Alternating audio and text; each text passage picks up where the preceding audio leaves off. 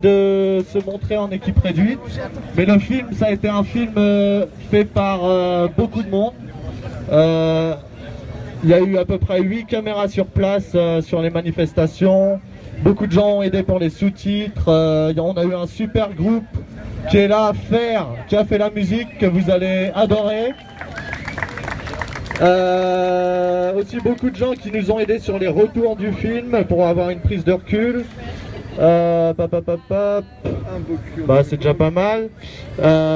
Et donc le noyau dur, on était 3 personnes à travailler à fond sur le montage pendant 2 mois, pendant l'été. Et je voudrais remercier particulièrement mes 2 camarades avec qui ça n'a pas été facile tous les jours parce que c'est la première fois qu'on travaillait ensemble. Mais on l'a fait et c'est super, et si l'un d'eux n'avait pas été là, le projet n'aurait jamais été aussi abouti que ça. Donc merci beaucoup, ils se reconnaîtront. Voilà. Ensuite, je voulais juste dire à propos de Actividéo qu'on n'est pas de la presse, on n'est pas des journalistes, on n'est aucun parti politique. On a un collectif de personnes déterminées qui travaillent, qui veulent faire des vidéos avec passion et conviction. On est là pour contrer la désinformation parce qu'il y a des gros problèmes à ce sujet-là en ce moment, et c'est le sujet de ce film. Enfin, c'est le motif. Enfin, c'est pour ça qu'on a fait ce film. Et voilà. Et du coup, on remercie un peu tout le monde. Et apparemment, on nous a dit qu'il y avait la police qui était là, donc on est super content parce que ce film les concerne aussi. Donc on espère qu'ils vont être bien attentifs et qu'ils vont dire à leurs collègues de le regarder sur internet. Merci beaucoup, bonne projection. Un point technique, un seul, s'il se mettait à pleuvoir de manière importante, vous nous excuserez, on est des bénévoles, ça prendra 5 minutes, on va passer de l'autre côté, on a fait un cinéma couvert si besoin, et on sera très serré sur le cinéma couvert. C'est parti Mehdi, bon film.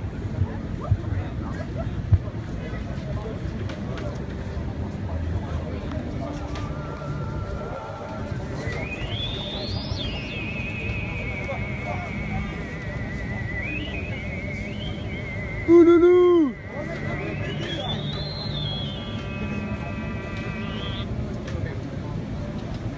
La convergence des luttes.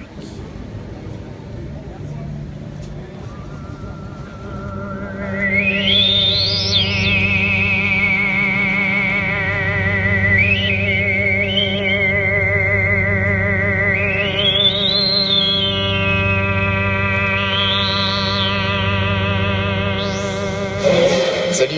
Salut. Tu t'appelles comment du coup? Léa. Léa? Ouais. Enchanté Léa. Et alors, où là tu viens en fait Alors aujourd'hui je suis là parce que je suis stagiaire dans une radio assez connue et je dois faire un reportage sur la manif.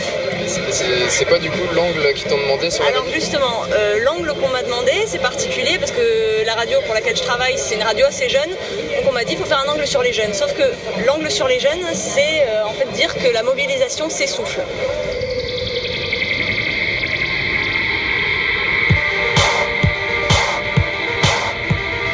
Eh bien, ma responsabilité et notre responsabilité, c'est d'avancer et de faire en sorte que ce texte soit adopté.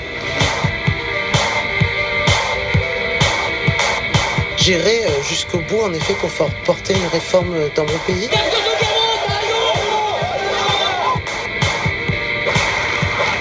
Parce que la réforme doit aboutir. PSA, premier constructeur automobile du pays, annonce donc 8000 suppressions d'emplois. Aux environs de midi, un homme s'approche de l'entrée du bâtiment, s'asperge d'essence et s'immole par le feu. Donc il faut dire les dividendes, c'est merveilleux, c'est magnifique. Tous debout!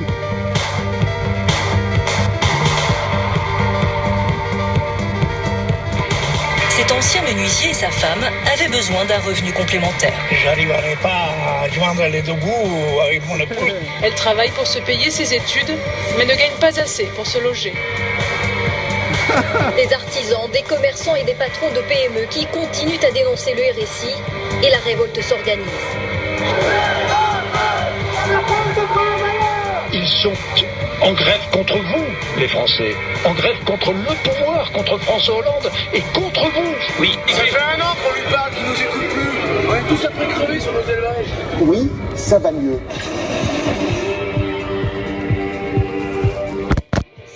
la planète dit stop. Les humains ont consommé en seulement 8 mois la totalité des ressources que la planète peut renouveler en un an.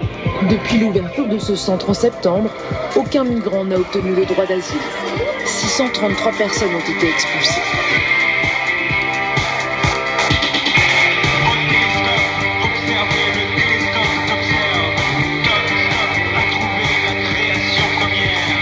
Ce qui est insupportable, ce sont les casseurs. C'est qui les casseurs?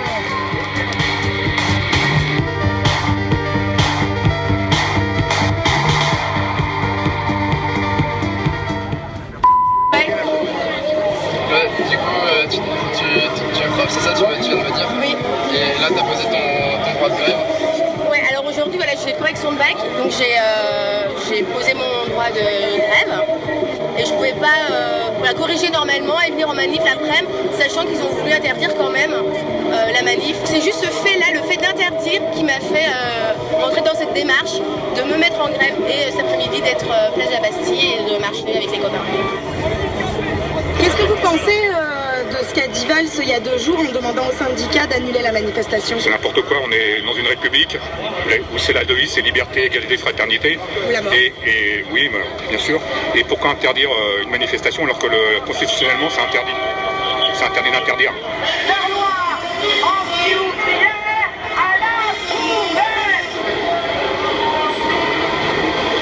Bonjour monsieur, vous pouvez m'expliquer qu'est-ce qui se passe? Personne peut m'expliquer. Genre, tu vas m'expliquer un petit peu ce qui se passe ici? Moi j'ai rien à vous dire monsieur. Bonne journée. Là, c'est une manifestation à la sortie de la Bourse du Travail. On voit visiblement que Cazeneuve-Valls nous empêche de rejoindre la manifestation de la Bastille. On refuse les contrôles parce qu'on est quand même dans un régime de droit et on veut exercer nos droits constitutionnels, c'est-à-dire pouvoir manifester sans être fouillé. Parce que demain, on est fouillé ici et demain, ça sera en bas de chez soi. Et déjà, il y a des gens qui sont assignés à résidence, donc ça veut dire qu'ils ne peuvent pas circuler comme ils veulent. Police partout! Justice partout! Police partout! Justice nulle part!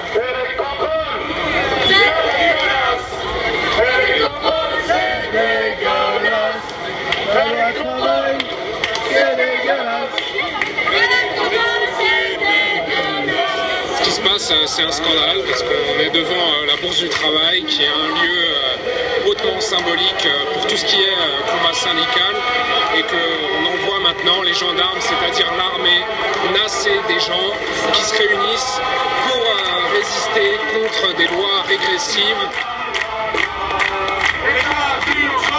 État policier, on ne nous empêchera pas de manifester. Bonjour. Qu'est-ce que c'est ce camion en fait? Vous pouvez arrêter de filmer s'il vous plaît? Je peux vous répondre, mais pas avec la caméra. Alors, venez à l'eau. C'est ce qu'on appelle le dispositif de retenue autonome du public. En gros, c'est un mur mobile. Mobile? Voilà. Donc alors, le mur, une fois qu'il est posé, est immobile. Il est ancré au sol. Je ne sais pas si vous pouvez le voir là-bas. Mais en gros, ça nous permet d'économiser du personnel sur les manifestations.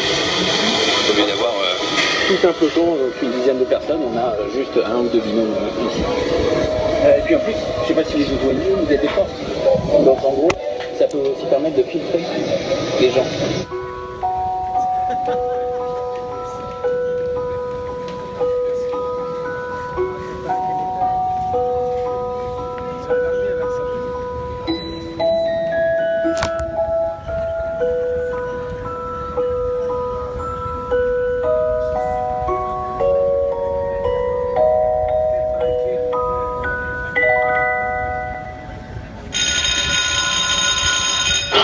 Qu'est-ce que vous pensez du système mis en place aujourd'hui? Parle pas à personne. Ça t'impressionne un peu là, tout le dispositif qu'ils ont fait, c'est quand même... moi perso ça m'impressionne. Toi ça t'impressionne? Bah moi j'habite le quartier et en fait je trouve ça plus... je trouve que ça met plus une ambiance un peu anxiogène. Oui c'est ça. Mais je le prends un peu... je sais pas, je trouve ça un peu tout ça, je trouve ça un peu ridicule en fait. Tous ensemble, tous ensemble.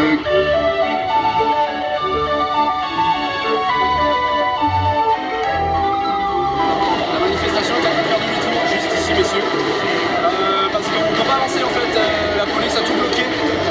le tour, en fait, on fait le petit tour du quai de Seine.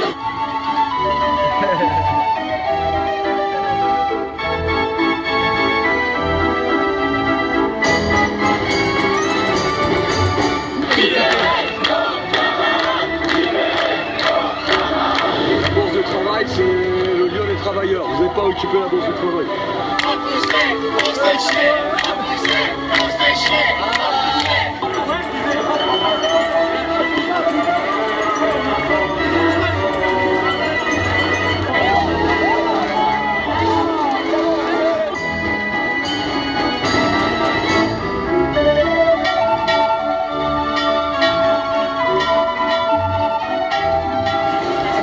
Voilà, donc la manifestation est en train de revenir sur ses pas. Est en train de revenir sur ses pas. Bien sûr, il n'y a pas eu un jet de lacrymo pour l'instant. Nous avons une manifestation tout à fait pacifiste. Et ça, mes chers citoyens, c'est très important. La pacificité. Excusez-moi, qu'est-ce qui va se passer quand on aura fini le tour de manège?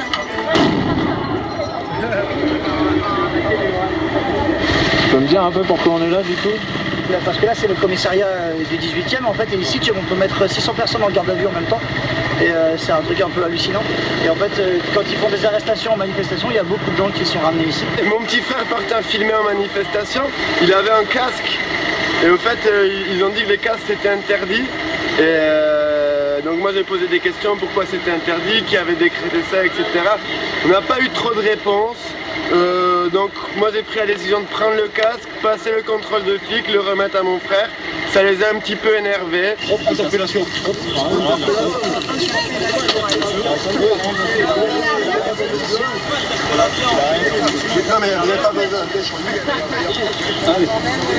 Mais bien évidemment, c'est pas une arme de guerre, hein, vous avez vu. Dégueulasse quoi. Et après vous demandez le soutien du peuple. Hein. Les mecs ils l'enferment parce qu'il a un casque. Il était d'une violence, il était dangereux, il était inarrêtable. On va où là? Là on va à Guantanamo, c'est bientôt, c'est par là-bas. Ils ont organisé un petit truc avec des petits grillages, avec des barbelés au-dessus. Là c'est l'entrée, on voit pas qu'on arrive dans un truc, c'est un point P en fait. Attends, va... Tafanel, sur la structure décontrôlée.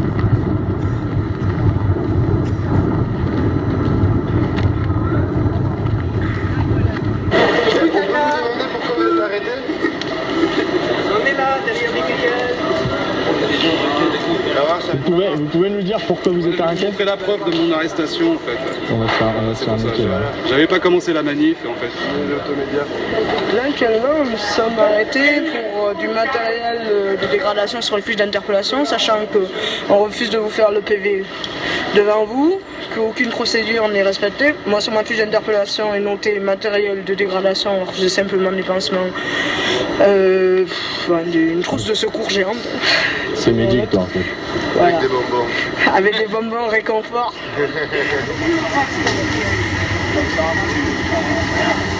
Et après on va chouiner parce qu'on dit qu'on déteste la police quoi. Bonjour. Je peux vous demander ce que vous pensez de tout ça? Ah, moi j'hallucine à vomir. J'ai mal au ventre, j'ai des frissons, j'ai envie de vomir. Je ne pensais que j'ai 53 ans. J'ai fait des dizaines de manifs, que ce soit CPE, les retraites, tout gouvernement confondu. Mais ce qu'on vit là en plus avec un gouvernement de gauche, c'est, qui se dit de gauche, hein, c'est la nausée permanente. Et qu'on bafoue nos droits de cette façon-là, je trouve ça incroyable. Bravo. Vive la République, vive la France. Chapeau. Ah bah voilà.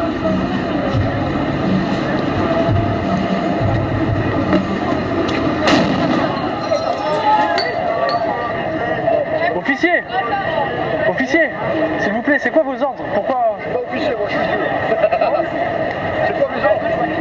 C'est pas d'ordre, c'est l'anarchie. Non, pas du tout. Vous êtes l'ordre, vous n'êtes pas l'anarchie. Réfléchissons. Je suis citoyen, vous aussi. Je conteste pas, là, je suis en train de vous poser des questions. Ah bah il y a des officiers pour les médias. Voilà.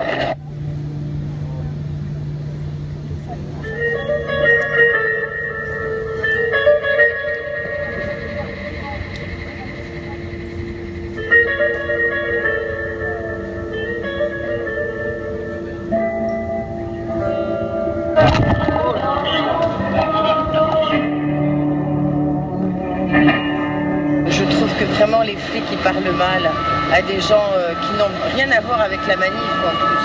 Ils vous agressent en disant ça fait 8 heures que je suis là, mais on n'en a rien à foutre qu'ils soient là depuis 8 heures. Dégage de là! Dégage de là! Dégage de là! Dégage de là! Dégage de là! Pousse cette camisole! Pourtant, je suis du côté des flics. Hein.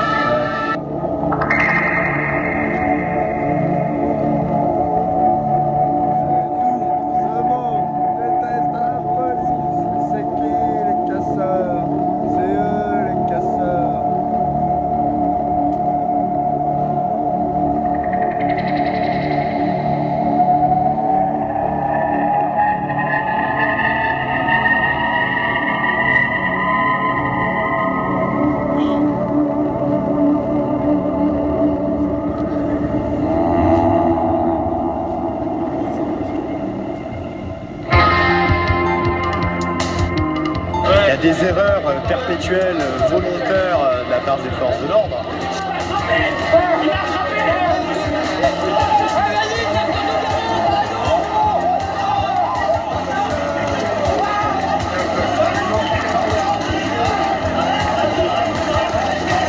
Il n'y a pas de distinction. Que pour eux, tous ceux qui s'approchent trop près de la police, même si c'est pour dénoncer une arrestation arbitraire pour telle ou telle raison, ben c'est considéré comme un attroupement violent, donc ils bombardent. Marie-Louise et Kim sont une bande d'amis. Oh, ce soir elles ont trop bu et elles vont faire plein de conneries. Elles vont la faire, leur fête, en découper des têtes. Surtout ne croisez pas leur route, elles en ont rien à foutre. Du coup, forcément, au milieu, t'as des blessés après. Et c'est comme ça que les gens finissent par soit perdre leur œil, ou soit recevoir des coups de matraque sur la tête. Les trottoirs nous font voir ce qu'on ne veut pas savoir. Leur parfum te rend ivre, caché sous le comptoir. Les trottoirs nous font voir ce qu'on ne veut pas savoir.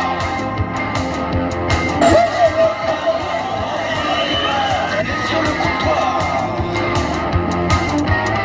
And so it was a crazy night. Demonic girls out to fight. There were plenty that played the game. We have a list of all their names. A cap! All comes the master! A cap! All comes the master!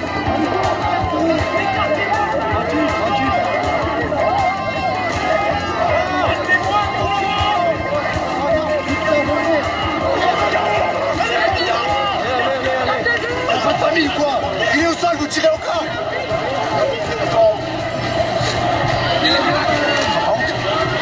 Non, t'as pas honte? Je ne sais pas si celui qui est roué de coups par la police perd sa dignité humaine. Mais ce dont je suis certain, c'est qu'au premier coup qui s'abat sur lui, il est dépossédé de ce que nous appellerons provisoirement sa confiance dans le monde. Jean Améry. La répression, ça a joué un rôle clé, je pense, dans ce mouvement, notamment en termes de radicalisation et de politisation, en fait, parce qu'il y a beaucoup de gens qui arrivaient là-dedans avec tout un tas d'illusions sur la police, type CRS avec nous, etc. Et à force de se faire matraquer, de se faire gazer, c'est un truc qui amène un peu à démasquer la nature du pouvoir, quoi, et de savoir rompre avec les illusions parlementaristes, électorales, tout le mythe du casseur, etc. C'est un truc qui a été bien rodé, simplement pour montrer que le gouvernement a besoin de se créer une espèce de faux ennemi radical afin de présenter la police comme la possibilité de défendre les bons manifestants contre les mauvais, quoi.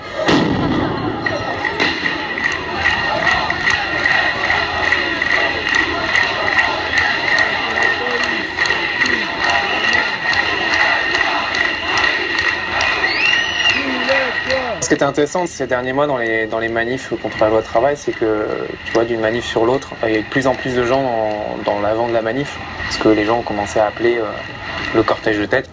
Et du coup, moi, l'analyse que j'ai de ce cortège de tête, c'est qu'en fait, beaucoup plus de gens sont conscients de à la fois la trahison de la gauche classique, elle énonce des lois qui sont les mêmes que celles de droite, et en plus la gauche aussi traditionnelle, des syndicats, des centrales syndicales. On voit bien que voilà, non seulement la CGT elle a mis une plombe avant de se réveiller, et puis elle n'est pas vraiment franc-jeu. Du coup, il y a de plus en plus de déçus de cette gauche traditionnelle, institutionnelle, et ils rejoignent assez spontanément les cortèges de tête notamment dans un truc où beaucoup de gens, au travers des manifs, ont vécu la violence policière, ont vécu la violence et l'intransigeance de l'État, et du coup ils comprennent beaucoup de choses, et je crois que quand tu prends conscience de la réalité des choses, tu te retrouves assez spontanément à aller vers l'avant de la manif, c'est-à-dire juste à plus avoir envie de défiler à chanter des chansonnettes sous les ballons de la CGT et des autres syndicats d'ailleurs.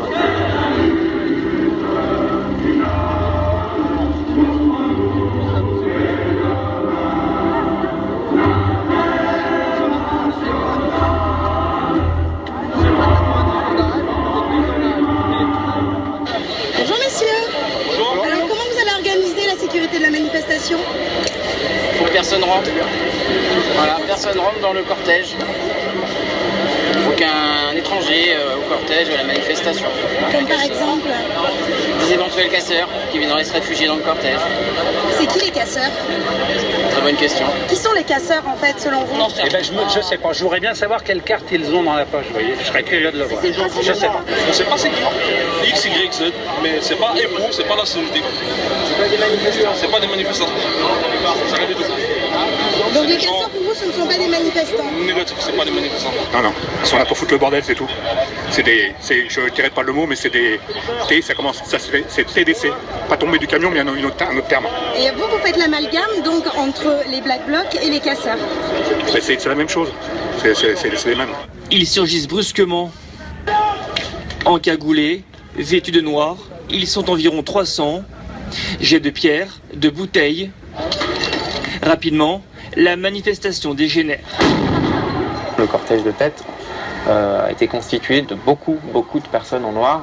Ça a toujours attiré l'attention parce que c'est un côté un petit peu spectaculaire. Qu'est-ce que c'est que ces gens en noir? Qu'est-ce qu'ils veulent vraiment? Et pourquoi est-ce qu'ils agissent comme ça, etc. Du coup, il y a beaucoup de choses qui sont dites et puis souvent les étiquettes la plupart des étiquettes qu'on colle à ces gens en noir sont négatives.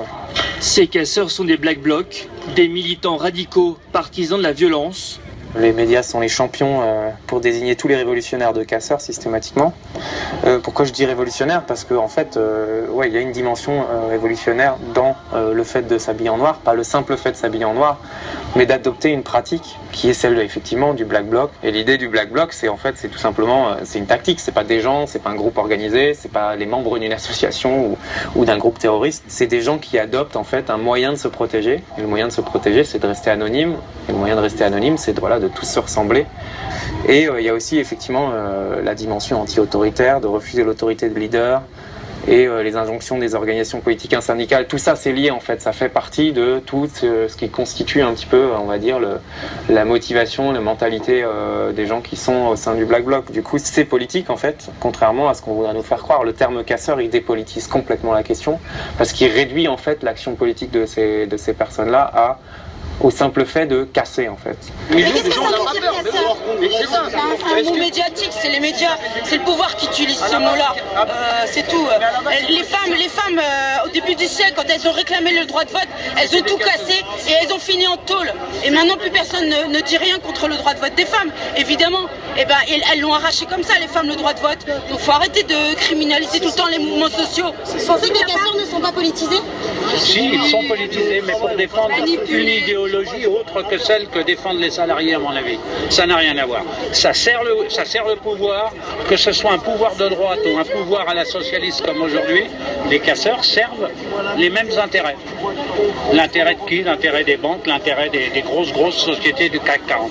Voilà. Mais certainement pas l'intérêt des salariés. Ils travaillent pour les banques alors qu'ils les cassent? Ils ne travaillent pas, ils sont payés pour foutre le bordel, pour faire retomber sur les syndicats le prix des vitrines, toute la casse qu'il y a eu. Aujourd'hui, la répression aujourd'hui qui empêche tout le monde de venir manifester, c'est pas de la casse, c'est pas de la violence, c'est sournoise. Mais vous la dénoncez pas. Tout à l'heure vous parlez que des casseurs. Éteignez votre télé, monsieur. Éteignez votre télé. Alors j'ai 28 ans et je suis développeur informatique. J'ai fini mes études l'année dernière et maintenant je suis intermittente du spectacle. Du coup, moi, je suis cuisinier dans la vie active, je suis étudiant, je suis apprenti. Je suis pas forcément comme les autres parce que j'ai pas le même parcours que les autres. Ma vie, elle a basculé il y a des années. Et pourquoi je lutte, c'est la seule chose qui m'a raccroché à la vie. C'est la seule chose c'est ma seule raison de vivre en fait. Sinon, je serais plus là. J'ai envie de dire aux gens, les casseurs, c'est les gens qui vont être par exemple étudiants précaires, c'est des gens qui sont mal logés, c'est des gens qui vous demandent régulièrement si c'est sur place ou emporté. Voilà, c'est ça les casseurs. Les casseurs, c'est ceux qui vont faire le ménage, c'est ceux qui vont avoir des conditions de travail difficiles, que ce soit en étant, je sais pas, par exemple, il y a des infirmières, il y a des journalistes. En fait, c'est n'importe qui, atterré par la situation, qui s'est rendu compte de quelle était la situation politique du pays et du monde en général, et qui veut s'opposer à ça de manière radicale. Quand tu réduis une personne à un de ses actes, en fait, tu peux que nier la réalité de ce qu'il pense, de ce qu'il ressent, de ce qu'il vit dans sa vie, de ce qu'il a comme expérience de vie. Et du coup, effectivement, les médias s'intéressent à un moment spécifique où ils débarquent dans la rue, parce que finalement, eux, ils sont jamais dans la rue, ils sont pas dans tout ça, les journalistes. Et du coup, quand eux, ils débarquent, ce qu'ils voient, c'est le moment T où une personne en noir brandit un marteau et pète une vitre. Et quand on s'arrête sur ça, on peut pas comprendre en fait, on peut pas comprendre la rage qui est à l'intérieur des gens, on peut pas comprendre les motivations politiques. Je me sens comme violentée quand je vois tous les ravages que sème la globalisation et ces montagnes de projets sales. On fonce tout droit vers le chaos climatique à mesure que les intérêts privés remportent l'hégémonie. On veut sans cesse forer plus, pardon, on voit pas le film, il y a juste que je peux tenir la bâche. Pour consommer plus.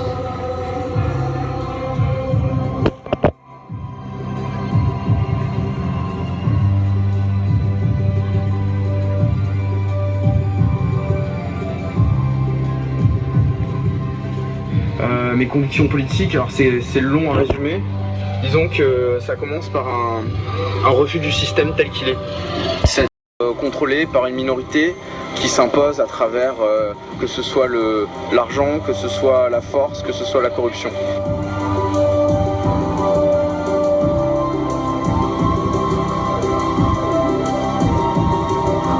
Je lutte parce que je pense que le capital, par essence, néglige complètement l'aspect humain dans sa manière de concevoir le monde. Et je me sens en décalage par rapport à ça, dans la mesure où j'aspire à coexister et composer avec les autres de manière égale, sans injustice ni oppression.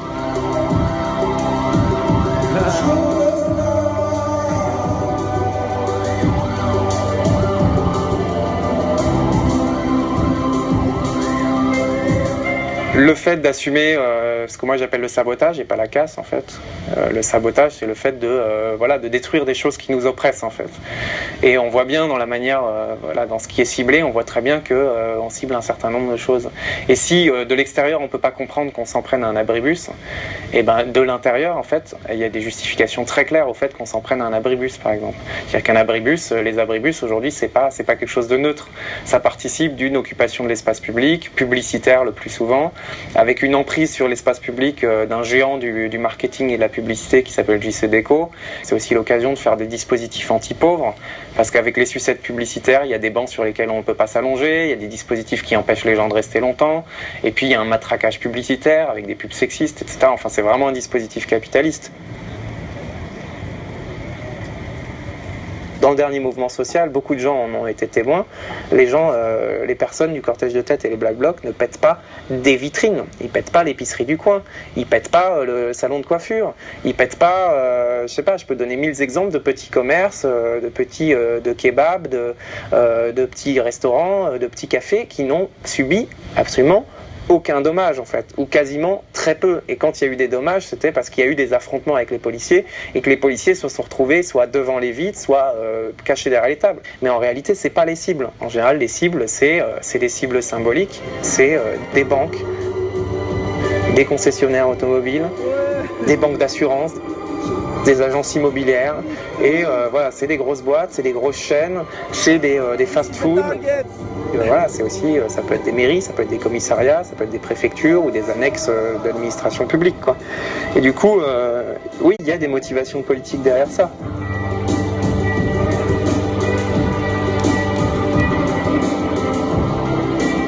Quand tu veux discréditer les personnes révolutionnaires, les révolutionnaires, la première chose que tu vas faire, c'est prendre, donc ce que j'ai dit tout à l'heure, prendre un acte séparé, tu vas dire, tu pètes une vitrine, mais pourquoi une vitrine? Qu'est-ce que cette vitre t'a fait? C'est un peu ça qui est sous-entendu, quoi. Pauvre vitre, tu vois. Et ce qui fait que dans les discours médiatiques, parfois, on va pleurer des vitrines de banque, quoi. C'est vraiment le drame absolu. Et c'est pour ça que d'ailleurs qu'il y a un slogan que j'ai adoré dans ce mouvement social qui disait une pensée pour la famille des vitrines, quoi. Et ça, je trouve que ça dit tout, parce qu'en fait, on a tellement sacralisé l'objet qu'en fait, les gens, ils ont oublié que la violence sociale, la violence incarnée par l'État, par le pouvoir, par les licenciements massifs, enfin, il y a une violence sociale qu'en fait, les gens semblent tout à coup oublier quand on met un coup de tatane dans une vitrine.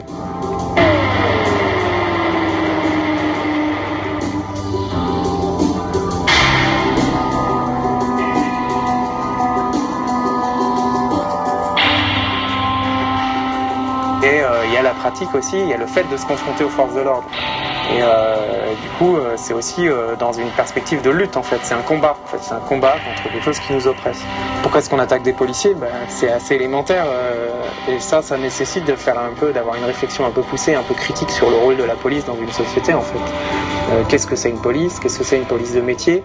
Oui, quand les policiers choisissent à un moment donné consciemment de se mettre au service de l'État, ils se mettent au service de l'ordre établi, en fait. Donc l'ordre établi, ça comprend un ordre des choses, politique, social, économique, le capitalisme, l'État, un État autoritaire, parce que l'État est autoritaire, en fait. C'est un système hiérarchique de fonctionnement avec des degrés de représentation, des chefs et des gens qui n'ont pas de pouvoir, etc. Et du coup, il se met au service de cet appareil d'État, quelle que soit sa couleur. Et ça, c'est le meilleur argument contre un policier, en fait. Tu lui dis, mais attends, hier, tu étais au service d'un État qui était de droite, aujourd'hui, tu es au service d'un État, machin, et donc demain, en fait, si Marine Le Pen, elle passe, tu vas pas démissionner, donc tu seras toujours au service. Et en fait, quelle que soit la couleur politique de l'État, tu vas rester au service de cet État. Donc ce que tu défends, en fait, t'as plus de conscience, t'as aboli ta conscience, c'est-à-dire t'as pris, en bossant comme policier, tu décides que, en fait, tu mets ta conscience dans une boîte, si tant est que t'en avais une, en fait, et c'est ça dont je doute, en fait, c'est qu'un policier ait une conscience politique.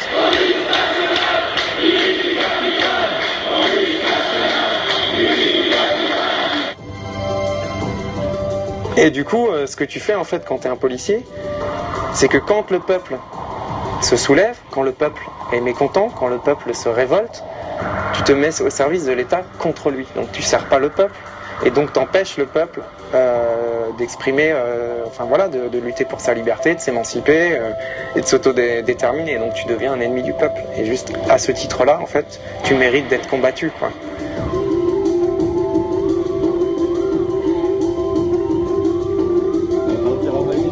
Quand on s'en prend par exemple à des voitures de police, les voitures de police, elles sont payées avec nos impôts. Les policiers sont payés avec nos impôts, donc avec notre travail. Si jamais les moyens de la police se retournent contre la population, c'est légitime que la population le récupère. Révolution sociale et prolétaire, qui sème la misère, récolte la colère. Et du coup, la seule solution que le policier il a, s'il prend conscience que c'est pas son rôle et qu'il est au mauvais rôle, c'est de faire défection, de démissionner, quoi. De se barrer et de dire j'arrête d'être policier, quoi. Je rejoins le peuple. Voilà, top. Bonjour messieurs. En même temps les mecs. Et dans le même temps, on fait autant de pognon les uns que les autres. On fait pas partie des riches. Vous non plus. On est dans le même camp les mecs. On est dans le même camp les gars. Bonjour madame. Bonjour messieurs. On est dans le même camp, hein, tranquille les gars. Vous avez des femmes et des enfants et tout aussi, quoi, vous savez ce que c'est. Alors on y va tranquille. Pas de haine mon bonhomme, pas de haine mon bonhomme. Je suis pas violent. Bon c'est cool, ça me fait plaisir.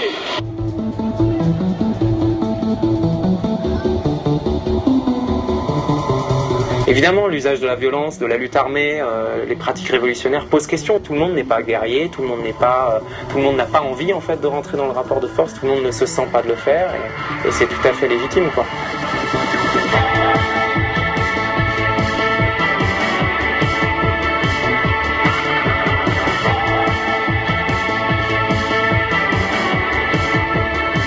je pense que tout le monde est capable, malgré ses ressentis, ses craintes, ses affinités politiques, etc., tout le monde doit être capable en fait de se laisser porter à la fois par ce qui se passe, d'accepter ce qui se passe, de pas tout de suite dire moi je suis contre ça.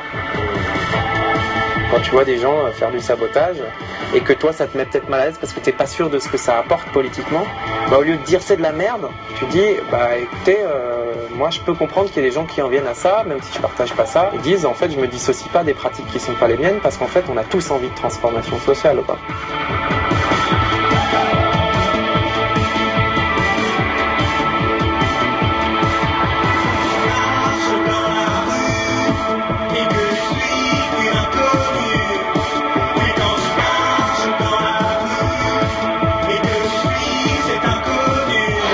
C'est à qui que vous mettez ce carton rouge? C'est à Valls et à Hollande. À Hollande, oui. À Valls et à Hollande. Ouais, à Valls et à Hollande. Mais qui dégage? Qui dégage? Ouais, qui dégage? On en a marre, on lâche rien. Marre. C'est qui le casseur? C'est qui le casseur? C'est qui la racaille? C'est la racaille. Dehors, ce gouvernement qui casse nos grèves et le peuple du travail qui nous matraque et qui nous gage. Alors c'est qui le casseur?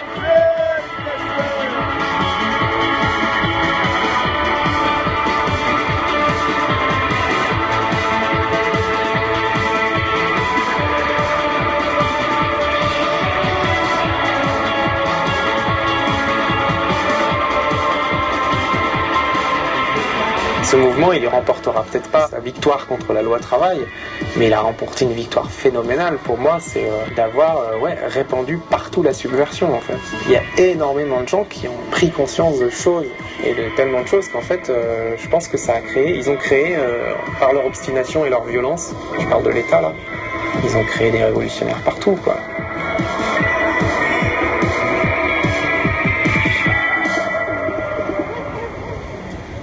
Donc du coup, moi mon angle, je vais peut-être le changer parce que ouais, j'ai pas envie de traiter un sujet qui est faux en fait, qui est biaisé. J'ai pas cette vision-là. Donc je vais aller parler à mon rédac chef et on va voir ça ensemble. Voilà.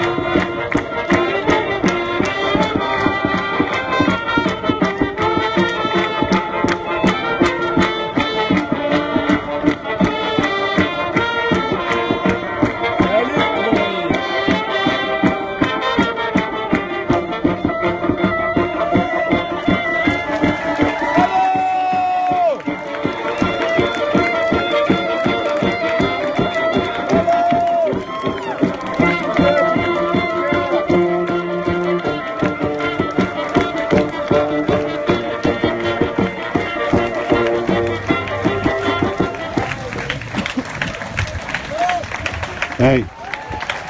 Waouh. Il y en a un qui doit se lever, c'est celui qui parle au nom du collectif. Et vous avez le droit de vous lever pour applaudir aussi, symboliquement. Hein. Alors, je vais saluer parce qu'il y en a qu'un qui parle, mais ils sont... Et ils sont aussi là, ils sont cachés. On s'est dit qu'on prenait une petite demi-heure pour discuter. Viens. Il y en a un, il se reconnaîtra et on va pas appeler de prénom ce soir. Oh, pardon. Vous pouvez vous rasseoir. T'as envie de rester debout, vous avez le droit aussi de passer la nuit. How you like the movie? Baktash, how do you like the movie? What? Nothing, I don't have idea. Because I don't know what is this.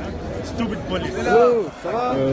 Si on fait une petite AG rapide, ça serait vraiment sympa pour les gens qui sont derrière de pouvoir s'asseoir là devant.